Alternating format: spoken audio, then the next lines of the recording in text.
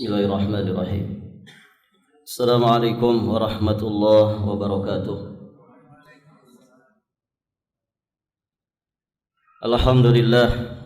Alhamdulillahilladzi arsala rasulahu bil huda wa dinil haqq liyudhhirahu 'ala ad-dini kullihi wa kafa billahi shahida. Asyhadu an la ilaha illallah wahdahu rabbi la syarikalah wa asyhadu anna Muhammadan abduhu wa rasuluh, amma ba'd. Allahumma inna nas'aluka ilman nafi'an wa na'udzu bika min ilmin la yanfa'. Ya hayyu ya qayyum bi rahmatika nastaghith, aslih lana sya'nana kullah wa la takilna ila anfusina tarfata 'ain. Para hadirin jamaah salat maghrib dan isya rahimani wa rahimakumullah. Berikutnya kita akan melanjutkan dalil yang kedua dari bab at-tawakkul. Para jamaah sekalian yang dirahmati Allah, kita sudah menyampaikan bahwa tawakal itu terdiri dari 3 perkara mendasar. Yang pertama apa? Yang pertama al-i'tiqad, yakni keyakinan. As-thiqah billah, kita punya keyakinan yang mantap, kepercayaan yang mendalam terhadap kekuasaan Allah Subhanahu wa taala. Kemudian juga ada al-i'timad, bersandar kepada Allah Subhanahu wa taala, menyandarkan jiwa raga kita dalam segala urusan, baik terkait urusan duniawi, lebih-lebih terkait dengan urusan diniyah atau ukhrawiyah. Kemudian yang ketiga al-ikhtiyar, yakni berusaha, berikhtiar dengan ikhtiar yang dibenarkan oleh syariat. Inilah 3 perkara mendasar yang mesti ada pada tawakal kita kepada Allah Subhanahu wa taala. Al-i'tiqad, kemudian al-i'timad dan al-ikhtiyar. Baik para jamaah yang dirahmati Allah Subhanahu wa taala. Berikutnya muallif rahimahullahu taala, beliau menyampaikan wa qauluhu ta'ala innamal mu'minun alladzina idza dzukirallah wajilat qulubuhum wa idza tuliyat 'alaihim ayatuhu zadatuhum imana wa 'ala rabbihim yatawakkalun. Dari ayat ini mana kalimat yang menjelaskan tentang tawakal? Barakallahu fiik. Ada di penghujung ayat. Sifat ketiga dari sifat orang-orang beriman yang disebutkan oleh Allah Subhanahu wa taala dalam ayat ini. Wa 'ala rabbihim yatawakkalun. Baik, Allah berfirman yang artinya, ini ada di surat Al-Anfal ayat yang kedua. Sesungguhnya orang-orang yang beriman itu adalah mereka yang apabila disebut nama Allah Subhanahu wa taala gemetarlah hati mereka. Ada rasa takut yang hadir. Ada rasa takut yang muncul saat disebut nama Allah Subhanahu wa taala. Kemudian wa idza tuliyat 'alaihim ayatuhu zadatuhum imana. Apabila dibacakan kepada mereka ayat-ayatnya, bertambahlah iman mereka. Bertambahlah iman mereka karenanya. Kemudian yang ketiga, nah di sini poinnya yang terkait dengan pembahasan kita. Wa 'ala rabbihim yatawakkalun. Dan hanya kepada Rabb mereka lah mereka itu bertawakal. Jadi ayat ini terkait dengan bab sangat jelas. Allah Subhanahu wa taala Allah Subhanahu wa taala menyebutkan di antara sifat orang-orang beriman, ternyata mereka adalah orang-orang yang hanya bertawakal kepada Allah Subhanahu wa taala. Para jamaah sekalian yang dirahmati Allah Subhanahu wa taala, sudah kita bahas di ayat pertama waktu kita membahas surat Al-Maidah ayat ke-23 bahwa ketika kata keterangan dikedepankan, ini memberikan faidah pembatasan, al-qasr wal hasr, berfaidah pembatasan. Ketika dikatakan wa 'ala rabbihim yatawakkalun, berarti orang-orang beriman itu tidak pernah mereka bertawakal kepada siapapun, bertawakal kepada apapun, melainkan hanya kepada Allah Subhanahu wa taala, Rabbnya mereka. Wa 'ala rabbihim yatawakkalun. Maka dari sini berarti tawakal itu sangat berbanding lurus dengan keimanan. Semakin tinggi kualitas iman seseorang, maka semakin tinggi pula kualitas tawakalnya kepada Allah Subhanahu wa taala. Bahkan para jamaah yang dirahmati Allah, kualitas ketawakalan seseorang itu bisa mengantarkan dirinya masuk surga tanpa hisab, tanpa azab. Kenapa demikian? Karena dia merupakan salah satu dari dua pokok apa yang menjadi tugas manusia dalam hidupnya, yakni iyyaka na'bud wa iyyaka nasta'in. Hanya kepadamulah kami beribadah dan hanya kepadamulah kami memohon pertolongan. Isti'anah ini di dalamnya juga ada makna tawakal. Jadi dia tidak serta-merta mengandalkan kemampuan dirinya saja di dalam mewujudkan peribadatan kepada Allah Subhanahu wa taala. Namun dia libatkan Allah Subhanahu wa taala dalam isti'anahnya, dalam tawakalnya. Dia bersandar kepada Allah Subhanahu wa taala dalam seluruh jenis peribadatannya. Baik, para jamaah yang dirahmati Allah Subhanahu wa taala.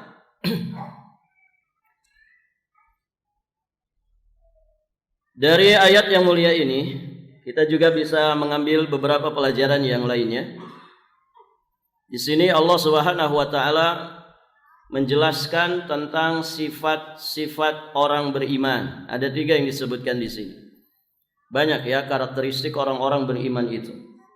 Yang disebutkan di dalam ayat ini 3. Siapa yang 3 perkara ini ada pada dirinya, maka berbahagialah. Berarti ada keimanan pada dirinya.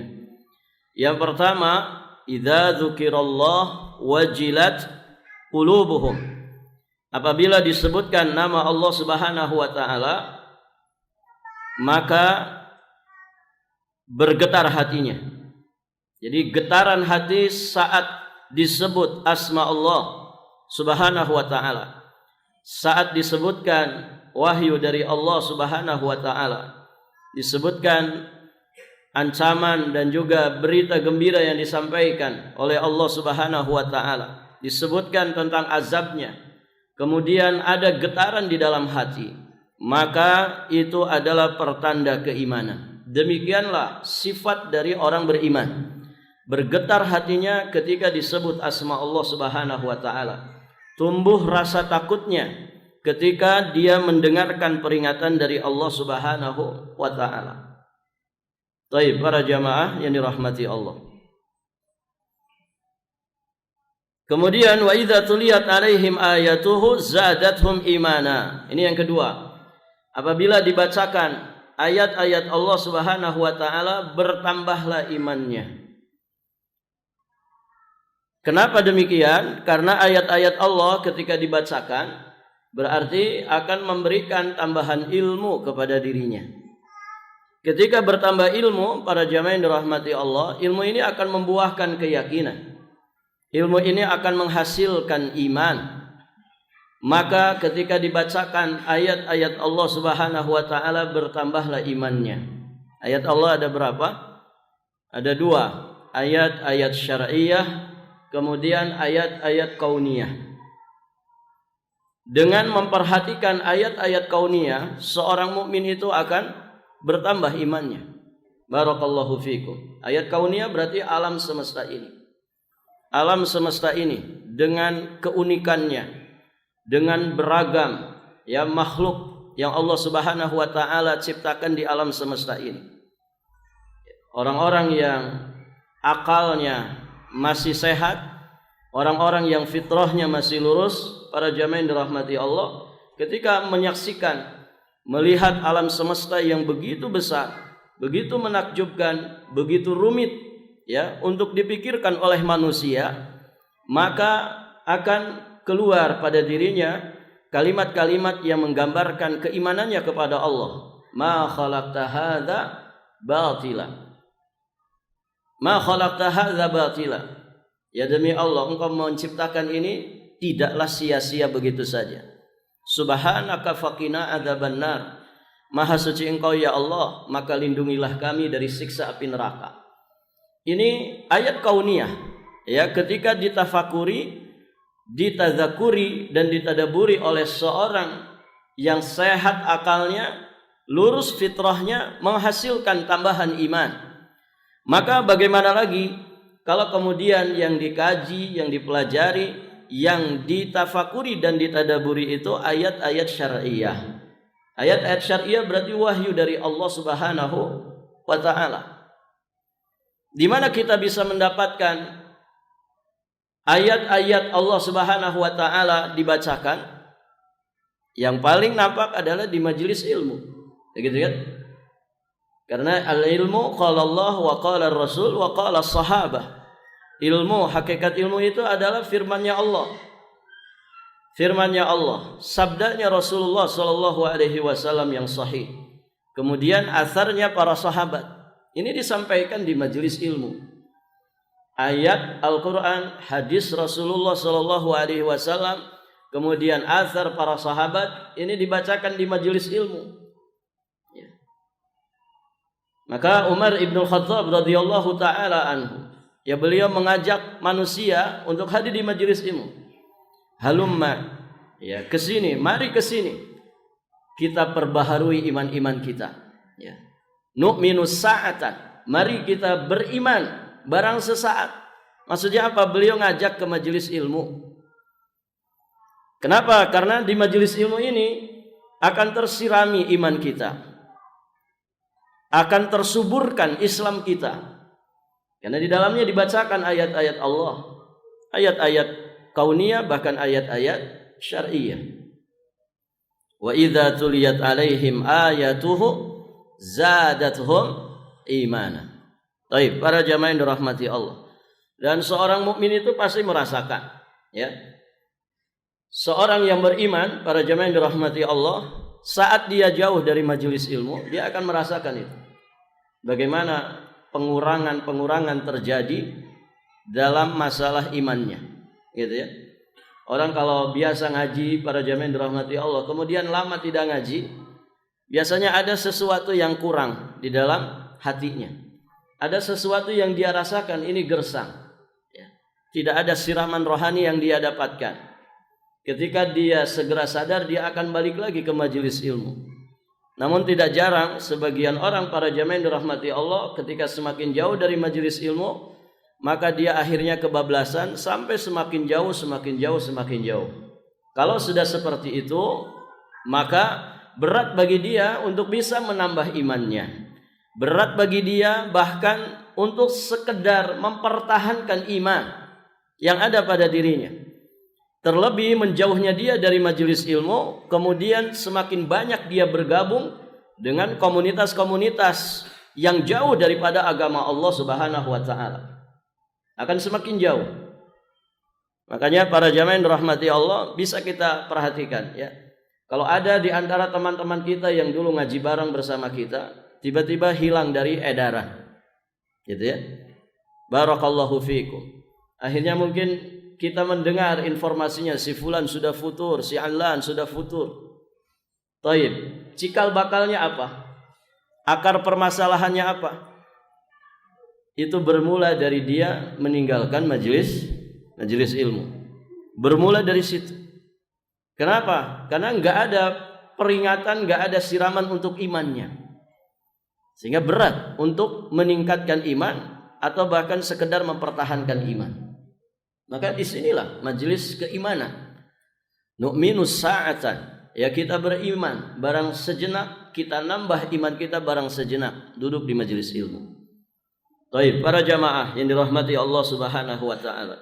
Kemudian yang ketiga, dari kalimat zadathum imana, ketika dibacakan ayat-ayat Allah, bertambahlah iman mereka. Di sini ada dalil yang dijadikan pijakan oleh ahli sunnati wal jamaah bahwasanya al-iman yazidu wa yanqus. Iman itu bertambah dan berkurang. Kalimatnya jelas. Zadathum imana, bertambahlah keimanannya. Sesuatu yang bertambah, para jamaah, sesuatu yang mengalami penambahan, berarti bisa berkurang tidak? Bisa. Begitu ya. Jadi konsekuensi dari sesuatu yang menerima tambahan, berarti dia juga bisa menerima pengurangan. Maka dari sini ahli sunnati wal jamaah menetapkan al-imanu yazidu wa yanqus. Iman itu bertambah dan iman itu bisa berkurang. Yazidu bi ta'atir rahmani wa yanqusu bil isyani. Dia akan bertambah ya dengan ketaatan dan akan berkurang dengan kemaksiatan. Baik, para jamaah yang dirahmati Allah. Kemudian wa 'ala rabbihim yatawakkalun. Ini poin yang menjadi pembahasan di bab kita. Wa 'ala rabbihim yatawakkalun. Ya, mereka itu hanya bertawakal kepada Allah Subhanahu wa taala. Hal ini menunjukkan bahwa tawakal kepada Allah semata itu wajib, karena itu menjadi karakter orang beriman. Tidak ada ketawakalan kepada Allah, maka tidak ada iman ya kepada Allah Subhanahu wa taala. Baik. Selanjutnya, dalil yang ketiga yang beliau sampaikan adalah firman Allah Subhanahu wa taala di surat Al-Anfal ayat 64. Allah berfirman, ba'da a'udzubillahi as-sami'il 'alim minasyaitonir rajim, ya ayyuhan nabiyyu hasbukallah wa man ittaba'aka minal mu'minin. Wahai nabi, hasbukallah, cukuplah Allah menjadi pelindung bagimu, wa man ittaba'aka minal mu'minin, dan bagi orang beriman yang mengikutimu. Baik, para jamaah yang dirahmati Allah. Mana yang menunjukkan tawakal, mana di sini?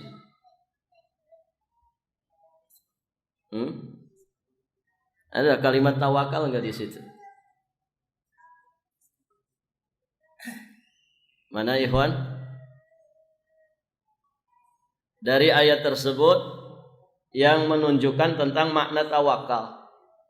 Ayatnya pendek saja, gampang milihnya ya. Yang mana?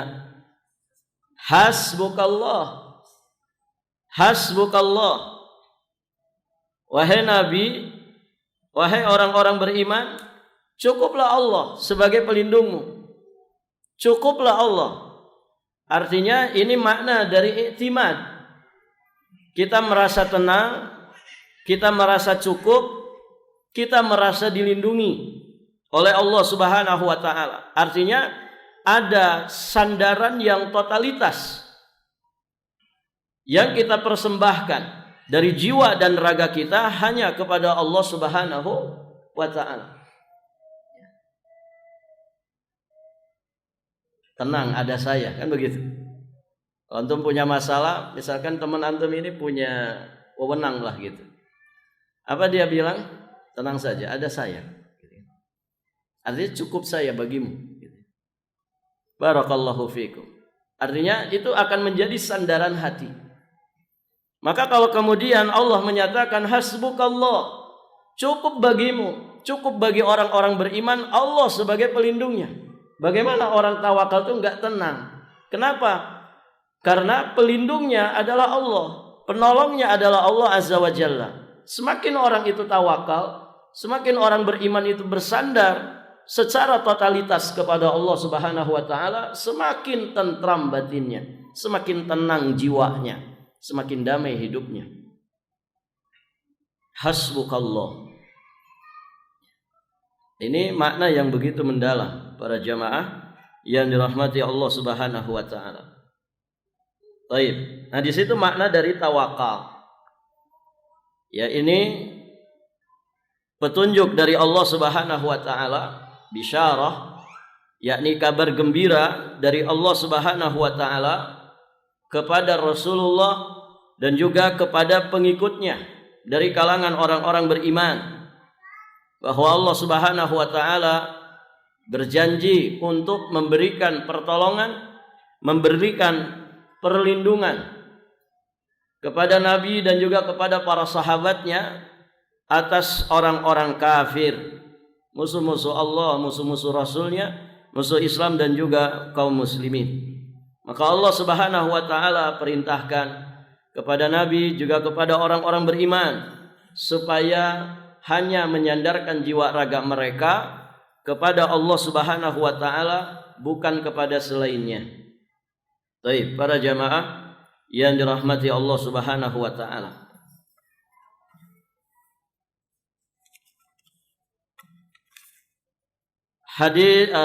Dalil berikutnya masih dari ayat Al-Qur'an Al-Karim, yakni di surat At-Talaq ayat yang ketiga.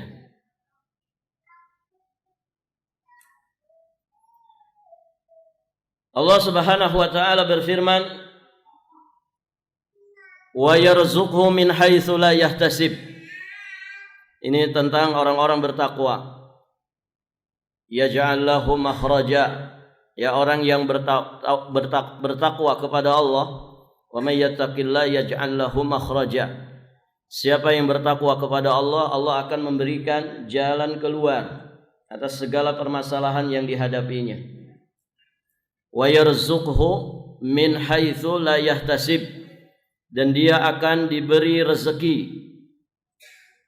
Allah akan mencukupkan rezekinya dari jalan yang tidak disangka-sangka. Kemudian kelanjutan ayatnya, nah di sini poinnya, syahidnya.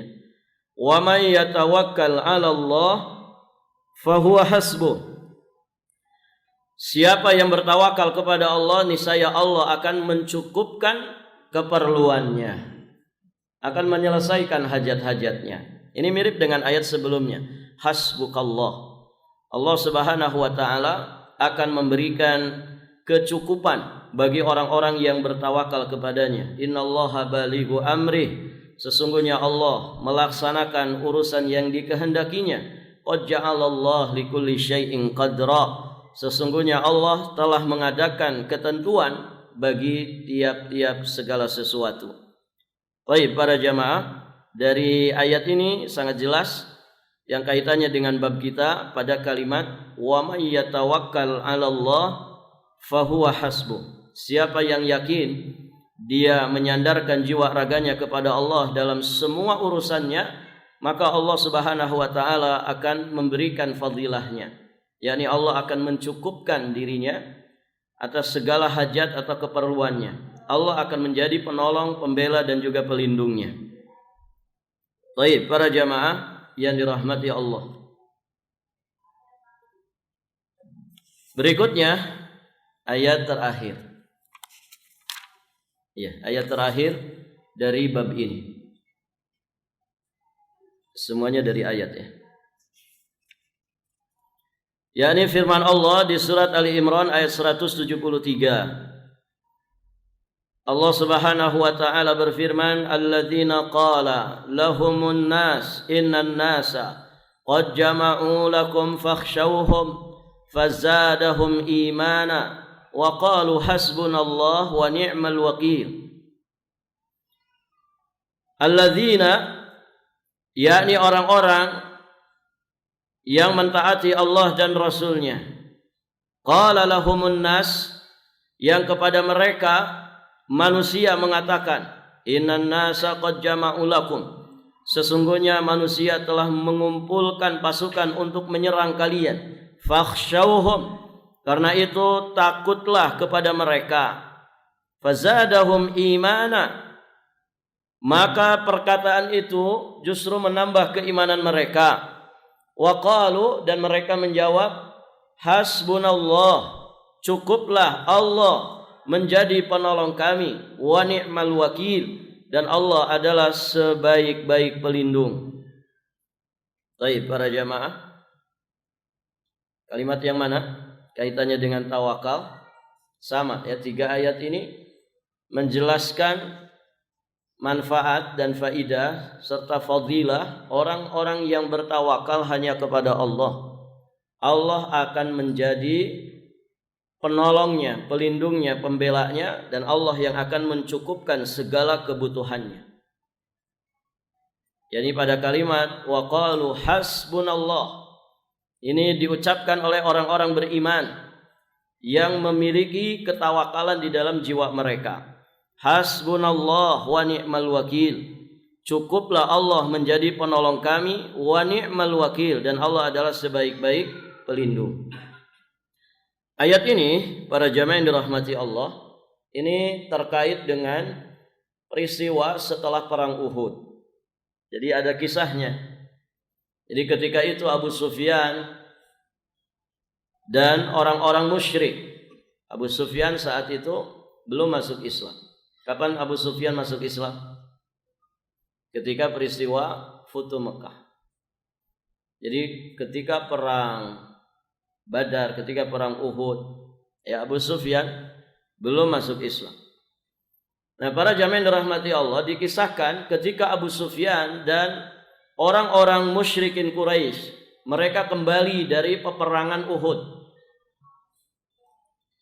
Mereka pun mengumpulkan bala tentara untuk melakukan penyerangan berikutnya terhadap kaum muslimin. Nah, di tengah jalan kisahnya, Abu Sufyan dan rombongan orang-orang musyrik itu, mereka berpapasan dengan rombongan dari Bani Abdul Qais. Kemudian Abu Sufyan berpesan kepada rombongan ini. Apa pesannya? Memberikan ultimatum. Ya.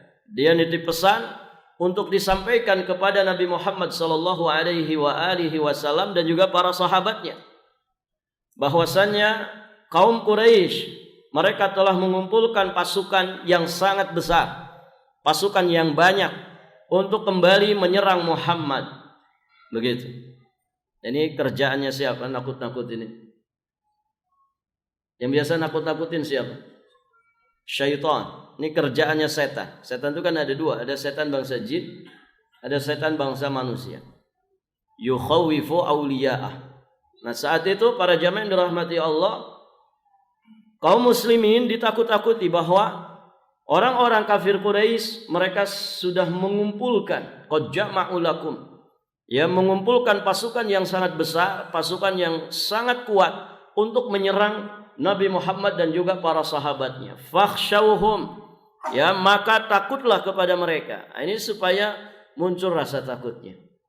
Ya, artinya sebelum kejadian perang begitu ya, itu diserang dulu psikisnya. Supaya mentalnya down, begitu kan? Dan ini trik, gitu kan? Para jamaah yang dirahmati Allah. Ini pasukan kami banyak, kami sudah mengumpulkan pasukan yang besar. Hati-hati, ya, dikasih ultimatum. Namun para jamaah yang dirahmati Allah, tentu Rasulullah sallallahu alaihi wasallam dengan orang-orang beriman dari kalangan para sahabat, mereka ini orang-orang istimewa. Tidak mudah begitu saja ditakut-takuti. Maka dikisahkan Nabi Muhammad sallallahu alaihi wasallam, beliau tidak memperdulikan ultimatum itu. Bahkan justru ya dengan keadaan seperti itu, di mana kaum muslimin ditakut-takuti, semakin bertambah iman mereka. Ya, semakin bertambah iman mereka. Fazadahum imana. Mereka semakin memperkuat iman mereka, semakin menambah iman mereka. Dan itu terbukti dari apa yang mereka ucapkan. Betapa tenangnya batin mereka. Ditakut-takuti segimana mengerikannya. Ya. Mereka tetap dengan keimanannya, tetap tenang dengan keimanannya. Yang keluar dari lisan mereka, hasbunallah wa ni'mal wakil, cukuplah Allah menjadi penolong kami dan Dia adalah sebaik-baik pelindung. Baik, para jamaah yang dirahmati Allah. Orang itu kalau batinnya tenang, ya, maka biasanya ucapannya juga akan apa? Terkontrol, kan begitu ya? Orang kalau dalam kondisi tenang, sikap, tingkah laku, kebijakan, keputusan, begitu kan? Termasuk ucapan lisan, itu akan terkendali dengan baik. Kenapa? Batinnya tenang. Antum pernah marah, ikhwan? Ada yang pernah marah? Coba orang kalau sedang memuncak amarahnya, emosinya, kira-kira bisa ngontrol ucapannya enggak? Berat bagi dia. Ya, nggak bisa ngontrol tangannya, nggak bisa ngontrol kakinya. Sedang emosi. Emosi ini kan di sini. Begitu kan? Amarah tuh di sini, ya. Jadi dia bara api yang dilemparkan setan ke dalam dada manusia. Bergolak di sini, ini nggak tenang. Ya, air itu kalau mendidih tenang nggak? Nggak tenang, dia bergolak. Ya, panas para jamaah. Nah begitu gambaran orang kalau sedang marah, panas dadanya. Ya, panas itu nguap atau netes? Nguap atau netes? Nguap. Nguap itu kemana? Ke atas. Makanya kata para ulama, ciri orang itu marah menegang urat lehernya, kemudian memerah wajahnya. Begitu kan? Orang kalau marah begitu. Kenapa? Karena panas ini, dadanya panas. Ya, efeknya ke atas. Ya, yang wajahnya aslinya serem, kalau sedang marah tambah serem, kan begitu. Yang wajahnya imut-imut saja kalau sedang marah jadi amit-amit, kan begitu. Itu kalau orang sedang marah. Ya, yang wajahnya hitam kalau sedang marah, oh tambah gosong. Gitu. Yang putih wajahnya para jamaah kalau sedang marah bisa memerah, dan begitu. Bahkan efeknya bisa ke rambut. Ya. Jadi bisa merontokkan rambut. Orang kalau emosian begitu pak. Nanti gampang beruban sebelum waktunya, ya. Kemudian gampang rontok. Jadi rontok rambut itu bukan cuaca panas saja. Barangkali kita orang yang tidak bisa mengendalikan emosi. Baik, para jamaah yang dirahmati Allah.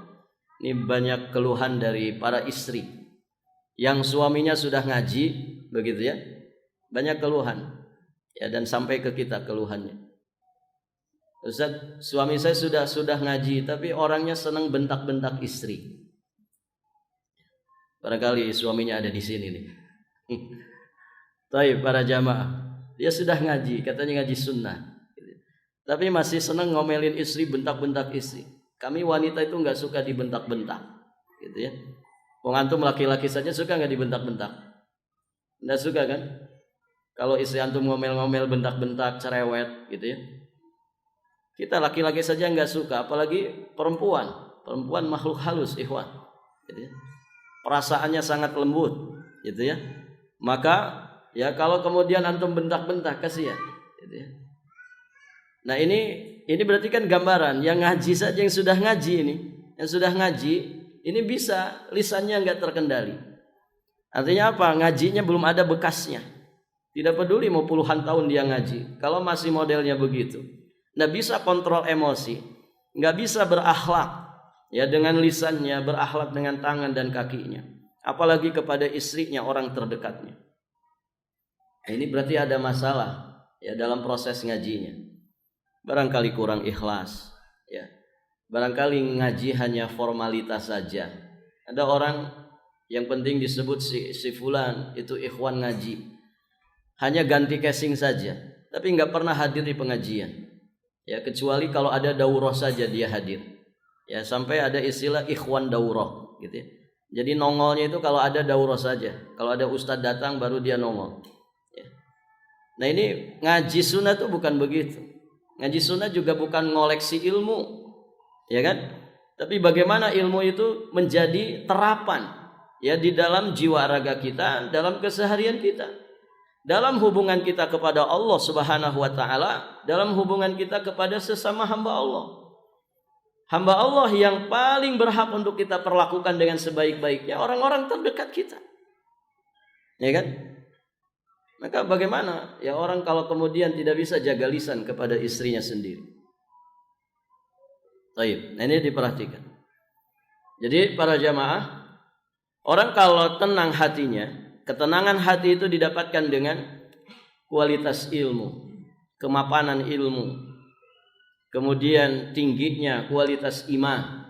Ketika tenang batinnya, maka apa yang keluar dari lisannya akan terkendali dengan baik.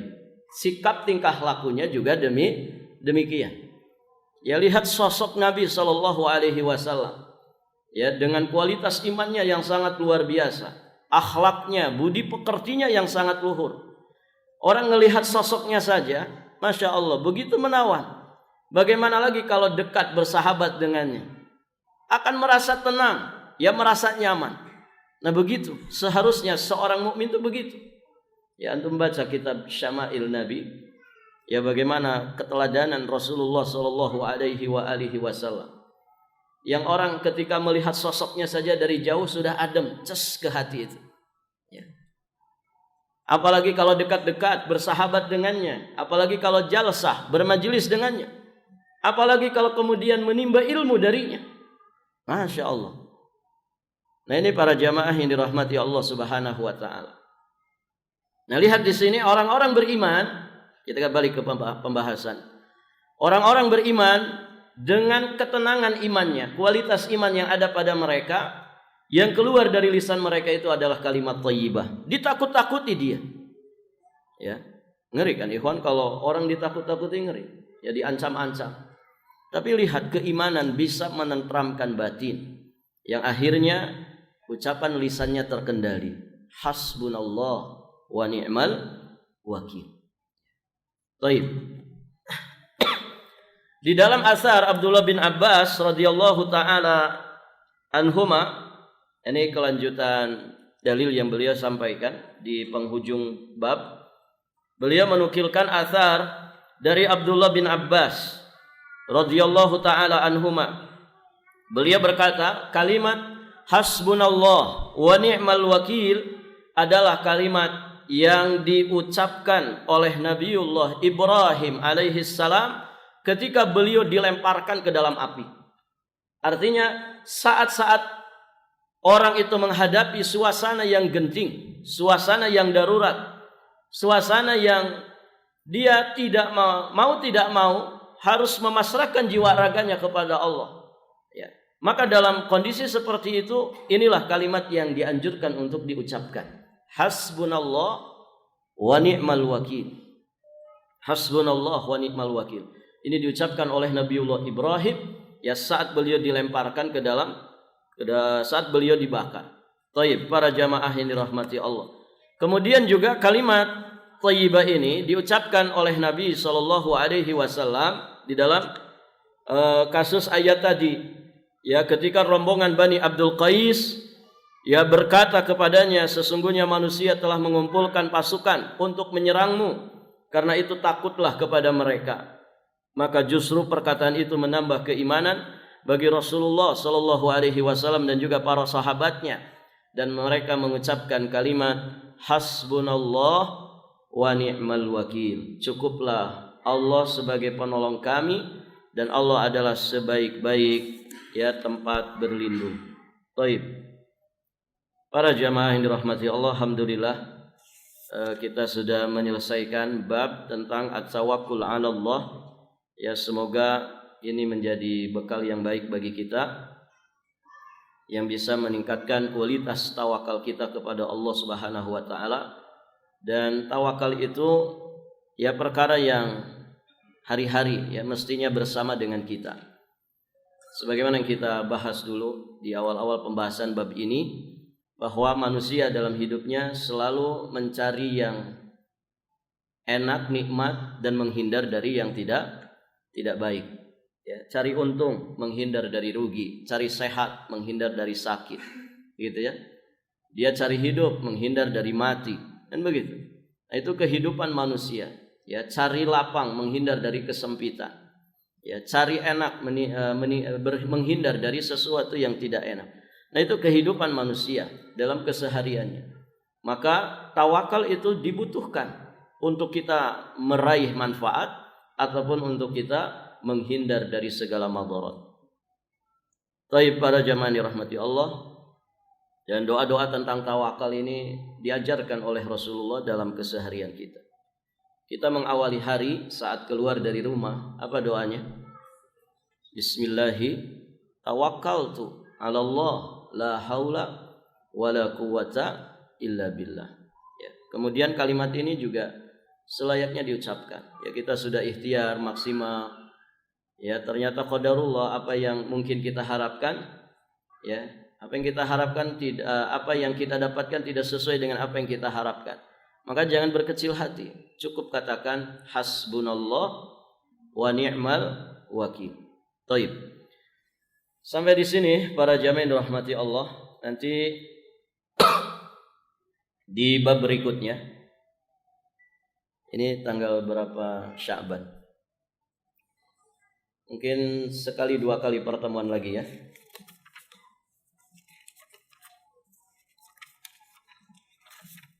Iya. Mudah-mudahan nanti dua kali pertemuan lagi bab tentang merasa aman dari azab Allah. Semoga ini bisa diselesaikan dalam dua pertemuan.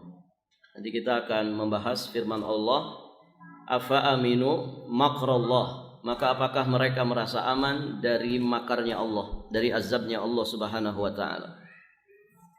Baik para jamaah yang dirahmati Allah, sampai di sini sudah masuk waktu. Ada pertanyaan tidak?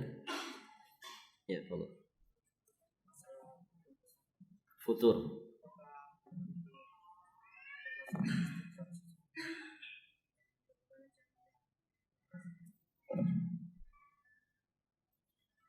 Apakah futur itu bagian dari istidraj?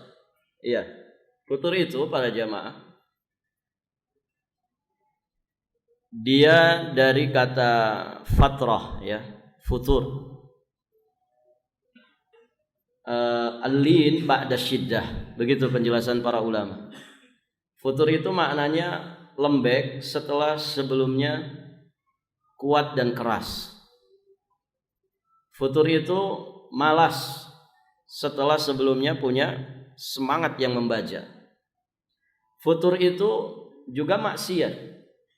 Ya, setelah sebelumnya orang itu selalu taat kepada Allah Subhanahu wa taala. Jadi ini kondisi yang berubah pada seseorang yang tadinya semangat kemudian berubah menjadi malas. Dia bersinonim sebetulnya dengan kalimat kasal. Ya, kalimat kasal. Kasal itu malas. Ya. Apakah itu bagian dari istidraj? Bisa menjadi bagian dari istidraj. Ketika misalkan dia semakin jauh dari Allah, berarti kan futur ya. Ketika orang semakin jauh dari Allah, dulu kumpulnya dengan orang-orang soleh, nah sekarang kumpulnya dengan orang-orang yang salah. Dulu kumpulnya di masjid, sekarang ya nongkrongnya di tempat-tempat musik. Nah ini berarti kan suasana kondisi yang berubah.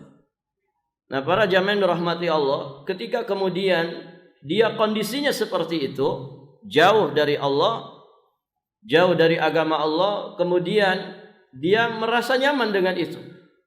Semakin dalam dia semakin merasa nyaman. Barakallahu fikum, dia merasa tidak terjadi apa-apa. Bisnis saya tetap lancar kok. Saya nggak ngaji, alhamdulillah, bisnis masih lancar. Kemudian rumah tangga juga aman-aman saja, gitu ya. Dia merasa nggak terjadi apapun pada dirinya, ya. Maka para jamaah yang dirahmati Allah, kondisi seperti ini jelas istidraj. Idza ra'aitallah yu'til 'abda 'ala ma'asihi, yu'til 'abda minad dunya 'ala ma'asihi fa'lam anna dzalika minhul istidraj. Jika engkau melihat Allah Subhanahu wa taala memberikan banyak keinginan dunia kepada seorang hamba di atas maksiatnya, di atas keberpalingannya, penyimpangannya dari jalan Allah Subhanahu wa taala, maka ketahuilah bahwa yang demikian itu adalah istidraj dari Allah. Ya. Baik para jamaah, mungkin enggak ada orang menikmati masa-masa futurnya? Mungkin sekali. Ya. Dan justru orang yang futur dalam jangka waktu yang lama berarti dia menikmati itu. Cuman kenikmatannya adalah kenikmatan yang dipermainkan oleh syaitan. Oleh syaitan. Ya tadi itu. Dia merasa aman-aman saja. Saya enggak enggak dapat apa-apa tuh. Enggak ditegur juga, enggak sakit. Saya semakin sehat. Ya, anak-anak baik-baik saja, rumah tangga ya aman-aman saja. Karir juga melejit terus. Tapi dia semakin jauh dari Allah. Nah, itu istidraj. Dan itu berbahaya. Itu sangat bahaya sekali. Daripada orang yang mendapatkan teguran, ketika dia jauh dari Allah, dia ditegur oleh Allah, harusnya bersyukur. Ya. Dia mendapatkan teguran dari Allah. Ya Allah, ketika saya misalkan berpaling dari jalanmu, ya saya mendapatkan sesuatu yang tidak baik. Nah, orang kalau dapat teguran seperti itu bersyukur. Artinya dia akan mudah sadar.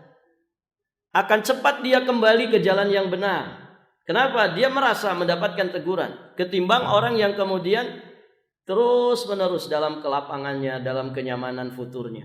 Na'udzubillah. Maka ya futur itu jangan disepelekan ikhwan. Ya, karena kita tidak pernah tahu. Ya, ternyata di saat kita sedang menikmati enaknya futur, lezatnya futur, gitu ya. Ternyata saat itu jadwal kita dijemput oleh malakatul maut. Ya kan? Bagaimana kalau seperti itu? Ya, tentu akan ada penyesalan yang sangat mendalam. Maka sefutur-futurnya kita jangan keluar dari lingkaran sunnah. Begitu kan? Itu petunjuk dari Nabi. Inna likulli amalin syirrah wa likulli syirratin fatrah. Setiap amal itu ada masa-masa semangatnya. Begitu. Orang baru-baru ngaji, oh Masya Allah. Gitu ya. Baru-baru ngaji, Masya Allah, duduknya paling depan. Gitu ya. Nanti kalau sudah 5 tahun ngaji, duduknya paling jauh. Gitu ya. Ada teman kita Ustadz, gitu ya. Itu beliau kalau ngisi daurah di satu tempat, itu mesti hafal gitu. Orang yang duduknya mojok-mojok, sandaran, tidak perhatian sama Ustadz, dia bisa nebak, pasti itu ikhwan-ikhwan yang sudah lama. Ya, yang depan-depan yang semangat antusias pasti itu ikhwan-ikhwan yang baru, gitu ya. Kenapa? Karena begitu modelnya, gitu ya. Nah, para jamaah yang dirahmati Allah, artinya apa di sini? Jangan sepelekan masalah futur. Jangan sepelekan. Maka sefutur-futurnya kita jangan sampai keluar dari lingkaran sunnah. Setiap amalan ada masa-masa semangatnya, dan masa-masa semangat itu pasti ada masa-masa futurnya. Barang siapa yang masa futurnya tetap ada di lingkaran sunnah, faqad ihtada. Dia tetap ada di lingkaran petunjuk. Ya.